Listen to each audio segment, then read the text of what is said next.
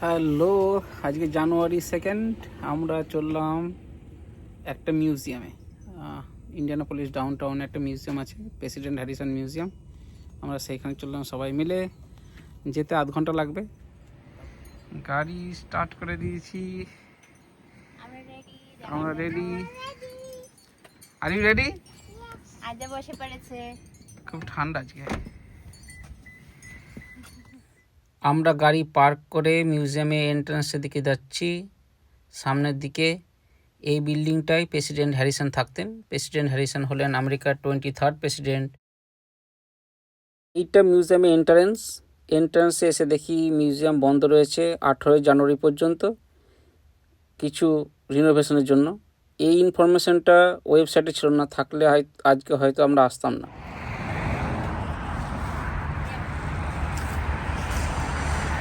মিউজিয়ামটা close 18 জানুয়ারি পর্যন্ত। এইখানে লেখা আছে দেখুন, the home of the Caroline Scott Harrison, first president general. এটা হচ্ছে বেঞ্জামিন হ্যারিসন প্রেসিডেন্সিয়াল সাইট। এখানে ইউএসএ 23rd প্রেসিডেন্ট থাকতেন। মিউজিয়ামটা এসে দেখছি ক্লোজ আজকে, তাই আবার আমাদেরকে একদিন আসতে হবে।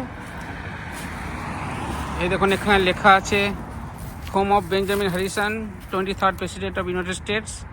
উনি ইন্ডিয়ার থেকে বিলং করতেন। এইটা তার বাড়ি।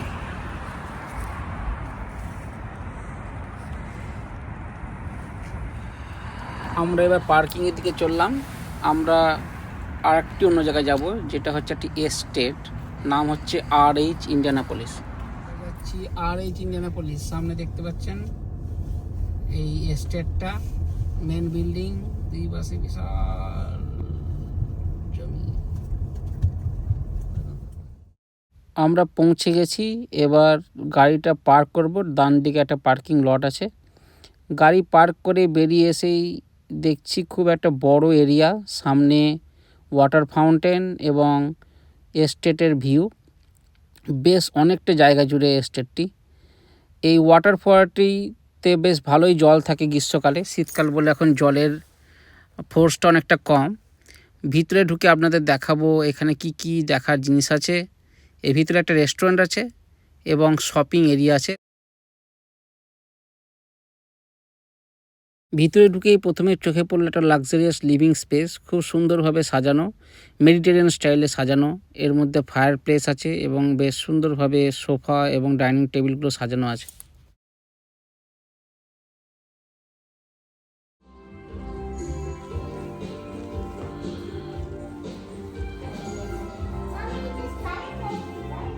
দেখতে পাচ্ছেন একটা ফায়ার প্লেস রয়েছে। ফায়ার প্লেস আমেরিকাতে খুবই কমন, সব বাড়িতেই থাকে।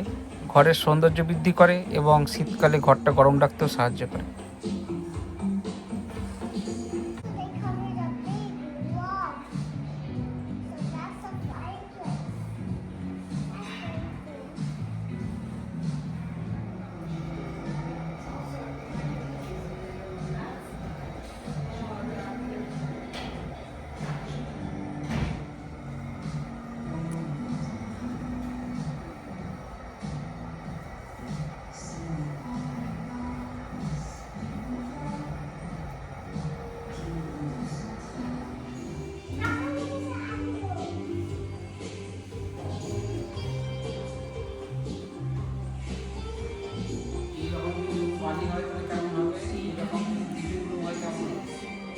দারুণ।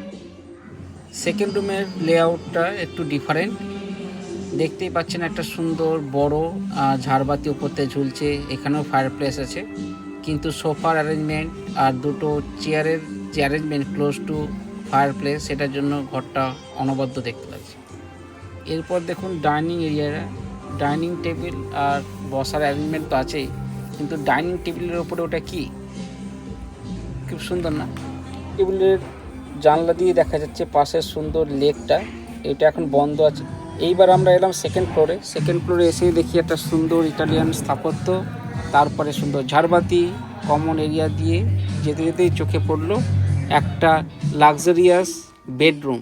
দেখুন কি অসাধারণভাবে সাজানো আছে এই বেডরুমটা। রুমের সিলিংটা লক্ষ্য করুন, খুবই ডিফারেন্ট, আমি আগে এরকম দেখিনি কখনো।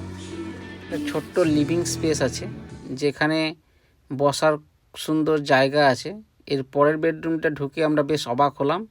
এটা একটা ভিক্টোরিয়ান স্টাইলে বানানো, বাট এর মধ্যে নতুন French architecture and French interior ডিজাইনের প্রচণ্ড ইনফ্লুয়েন্স রয়েছে। এই রুমটা জাস্ট ফাটাফাটি, আমাদের খুবই ভালো লেগেছিলো এই রুমটাতে।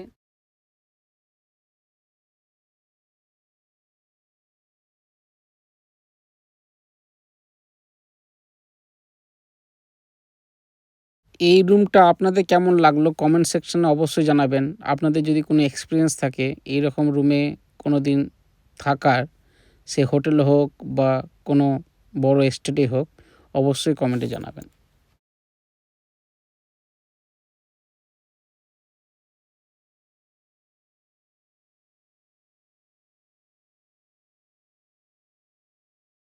থেকে বেরিয়ে আমরা এরকম কমন প্যাসেজে, এই ব্যালকনি থেকে নিচের দিকে যে ভিউটা সেটা হচ্ছে রেস্টুরেন্ট। এই কমন প্যাসেজের মধ্য দিয়ে যেতে যেতে চোখে পড়লো সুন্দর ঝাড়বাতি এবং দুই দিকে বেশ ভালো দুর্দান্ত আঁকা পোর্ট্রেট। সেইটা পেরিয়ে যেতেই ডান দিকে যে ঘরটা, সেই ঘরটা অনেকটা লাইব্রেরির মতন খুব সুন্দরভাবে সাজানো, লিভিং স্পেস বা লাইব্রেরি স্পেস বলতে পারেন। এই জানলা দিয়ে ফার্স্ট ফ্লোরের ভিউটা জাস্ট অসাধারণ।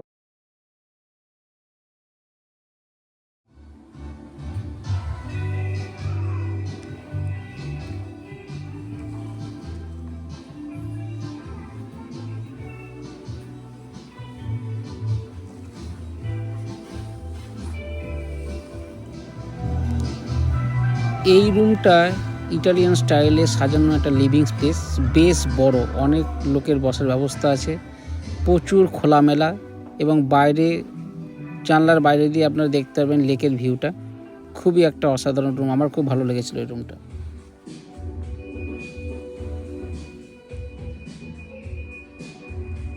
আপনাদের অনেকক্ষণ লিভিং রুম আর বেডরুম দেখালাম, এবার দেখা যাক যে জিনিসগুলো দেখালাম তার প্রাইস কত হতে পারে।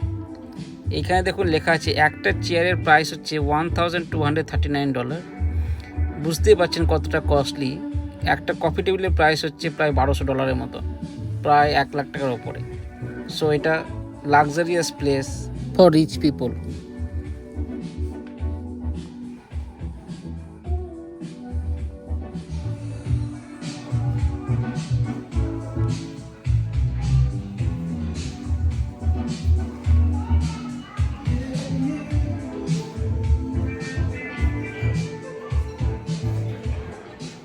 এইটা আর একটা মডার্ন বেডরুম, খুবই সুন্দরভাবে সাজানো। বেডের ওপরেই জাস্ট একটা অসাধারণ ঝাড়বাতি ঝোলানো হয়েছে, পুরো আলো ঝলমলে।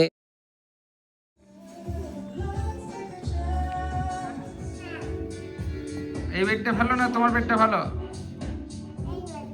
এই বেডটা নিবি?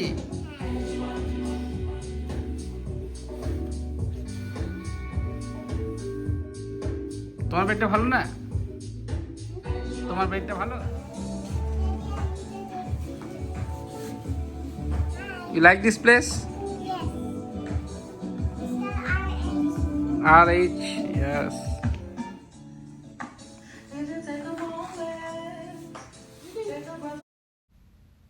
চলুন এরপর আপনাদের দেখায় লাস্ট যে রুমটা আমরা দেখেছিলাম। এই লিভিং স্পেসটা দোতলায়, প্রায় এস্টেটের সামনের দিকে, খুবই অসাধারণ, খুব ছোট্টর মধ্যে দারুণভাবে সাজানো গোছানো একটা লিভিং স্পেস কেমন হয়। এই জানলা দিয়ে এস্টেটের ভিউটাও খুব সুন্দর, একটু রোদ ওঠার জন্য বেশ ভালো লাগছিল দেখতে।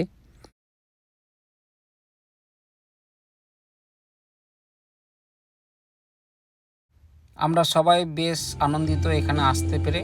এটা আমাদের one of the favourite place to chill.